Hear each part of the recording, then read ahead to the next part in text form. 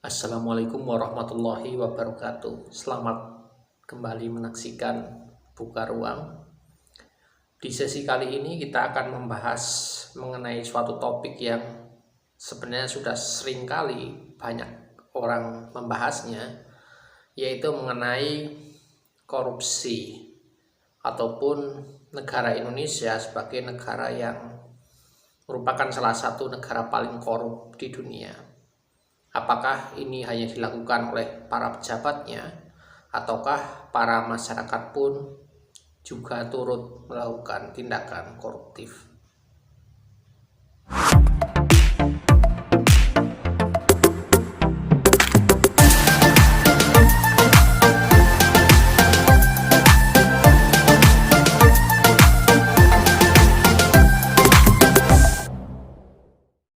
Di tahun 1970-an, Wakil Presiden pertama Indonesia, Muhammad Hatta, pernah berbicara ataupun pernah menulis bahwasannya korupsi telah menjadi budaya di Indonesia. Dan memang ketika era Orde Baru, korupsi memang benar-benar secara besar-besaran dilakukan oleh pemerintahan pusat dengan cara mengambil sumber daya alam di daerah-daerah tertentu demi kepentingan kelompok elit di Indonesia. Bahkan di beberapa informasi ataupun berita dari luar negeri menyatakan bahwasanya pemerintahan Orde Baru di Indonesia adalah pemerintahan paling korup sepanjang sejarah peradaban modern manusia. Tetapi ketika era reformasi yang memiliki semangat untuk menghapuskan tindakan koruptif di Indonesia ternyata belum mampu untuk menghilangkan tindakan-tindakan yang koruptif. Sebagai contoh kecil, banyak sekali orang-orang Indonesia yang bertindak tidak jujur dalam kehidupan sehari-harinya. Entah itu di rumah, entah itu di ruang kerja, ataupun di kantor-kantor pemerintahan. Tindakan tidak jujur itu sebetulnya merupakan bentuk pembiasaan yang dilakukan oleh masyarakat Indonesia. Misalnya ketika ada teman kita yang terlambat datang ke suatu tempat, kita akan memaklumi hal tersebut dan malah menjadikan keterlambatan itu sebagai suatu budaya yang harus dimaklumi. Ataupun ketika kita berbohong mengenai sesuatu hal, kita akan menganggap itu sebagai sesuatu hal yang harus dimaklumi dan dibiasakan.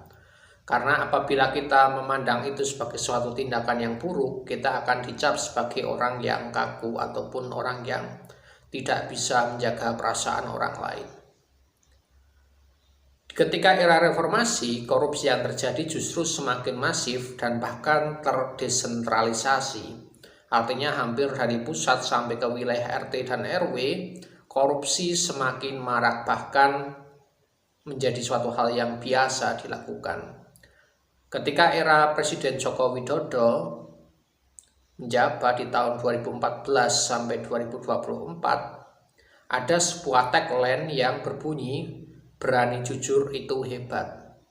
Untuk menggambarkan bahwasannya banyak sekali orang-orang jujur di Indonesia yang tersingkir dari gelanggang kekuasaan ataupun dari tempat-tempat strategis karena teman-teman ataupun rekan-rekan mereka bertindak tidak jujur. Hal ini terjadi karena orang-orang jujur di dalam suatu circle yang tidak jujur dianggap sebagai sesuatu hal atau seseorang yang akan membuka kebusukan-kebusukan di sebuah institusi. Pernyataan bahwasanya korupsi telah menjadi budaya di Indonesia nampaknya tidak terlalu berlebihan karena bahkan ada sebuah cerita yang mengatakan bahwa bangsa Belanda itu belajar korupsi dari orang Indonesia, dari bangsa Indonesia. Misalnya dalam buku Max Havelaar, ketika Bupati Lebak mengadakan sebuah acara pernikahan, maka dirinya kemudian merampas harta dari rakyat yang sedang miskin.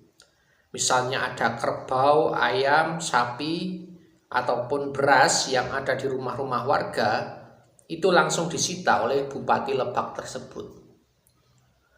Tindakan tersebut dianggap biasa saja oleh Bupati Lebak, dan Belanda yang mengetahui kebiasaan pribumi di Indonesia ketika melihat itu sebetulnya hatinya merasa tergetar dan menganggap ini sebagai suatu ketidakadilan. Tetapi karena mereka ingin tetap menjajah bangsa ini, maka mereka harus tetap berhubungan baik dengan bupati tersebut, Bupati Lebak di Banten. Dan ketika acara tersebut digelar secara besar-besaran dengan memakai hasil peternakan dan hasil pertanian dari masyarakat yang dirampas secara paksa, orang-orang Belanda disajikan makanan-makanan yang lezat, sementara rakyat diharuskan, diwajibkan untuk melakukan gotong royong, bahkan kerja paksa selama berhari-hari. Dan karena hal itu mereka tidak bisa bekerja, dan karena hal itu mereka juga tidak bisa menghasilkan produk pertanian yang berkualitas. Karena sawah-sawah mereka dirampas, hasil produk pertanian mereka juga dipungut pajak dengan sangat tinggi oleh pemerintahan lokal pada waktu itu. Dan hal-hal semacam itu masih terjadi di sekitar kita. Banyak sekali nepotisme yang terjadi di kalangan pemerintahan dengan mengandalkan pada tender-tender yang sebenarnya tidak jelas arah dan tujuannya, dan bahkan terkadang menghasilkan kualitas yang buruk dari sebuah pembangunan tertentu. Ini menjadikan Indonesia sebagai salah satu negara terkorup di dunia. Tentunya sebagai warga negara Indonesia kita harus malu dan berinisiatif untuk melakukan perubahan ke arah yang lebih baik. Tetapi bahkan di institusi seperti pendidikan saja, perilaku koruptif itu merupakan hal yang biasa dilakukan. Dengan cara misalnya ketika ada anak sekolah ataupun siswa di sekolah tidak lulus, itu bisa kemudian nilainya dikatrol oleh pihak sekolah, ataupun dengan cara supaya nilai itu tetap layak diperlihatkan kepada masyarakat luar. Ini demi nama baik sekolah, dan ini demi menjaga nama baik dari kualitas pendidikan di sebuah sekolah tersebut. Tentunya banyak sekali perilaku tidak jujur, perilaku koruptif, perilaku kolutif, perilaku nepotisme yang terjadi di sekeliling kita. Apakah kita akan diam saja melihat peristiwa ataupun fenomena semacam ini? Dan fenomena di dalam buku Max Havelaar itu masih tetap menjadi sesuatu fenomena yang lazim ditemukan di masyarakat kita. Kita melihat bahwasanya para pembesar-pembesar, para elit-elit politik di Indonesia terkadang masih melakukan tindakan koruptif. Dan ketika mereka tertangkap, mereka pun tidak merasa malu dengan tindakan mereka. Bahkan untuk mundur saja, itu mereka sangat enggan untuk mundur dari kekuasaan. Padahal sudah jelas-jelas mereka melanggar hukum, melanggar moral, bahkan melanggar perintah dari agamanya sendiri. Mereka tidak malu untuk melakukan itu karena itu sudah dianggap biasa, sebagai suatu kebiasaan di dalam kalangan masyarakat Indonesia.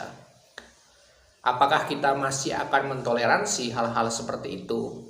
Tentunya kalau misalnya kita ingin melakukan sebuah perubahan, dimulai dari integritas diri kita sendiri. Apakah selama ini kita melakukan integritas diri dalam lingkup yang paling kecil hingga yang paling besar? Dan apabila kita memiliki integritas yang teruji, maka kita bisa menjadi pemimpin. Dan ketika menjadi pemimpin, maka integritas sebagai seorang pemimpin itu akan menular kepada orang-orang yang kita pimpin. Itulah yang sebetulnya Indonesia perlukan dan Indonesia butuhkan.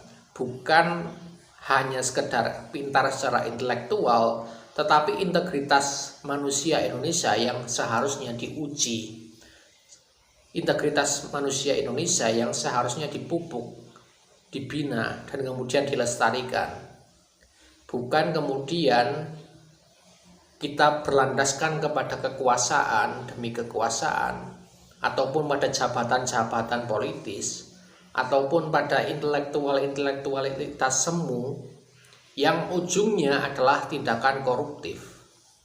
tindakan yang koruptif, misalnya tindakan koruptif waktu, koruptif kesempatan dengan menempatkan orang-orang yang tidak berkapabilitas demi menjaga kekuasaan kita, ataupun tindakan kolutif dengan cara menyusun kebijakan sesuai kehendak kita demi keuntungan kita sendiri. Apakah tindakan-tindakan itu tetap akan kita biarkan karena kita akan kita langgengkan selama-lama Indonesia masih berdiri?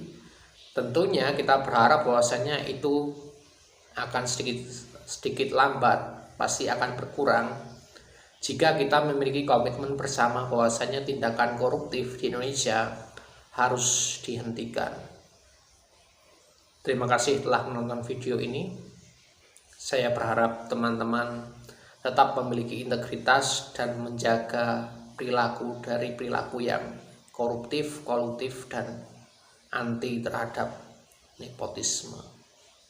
Terima kasih.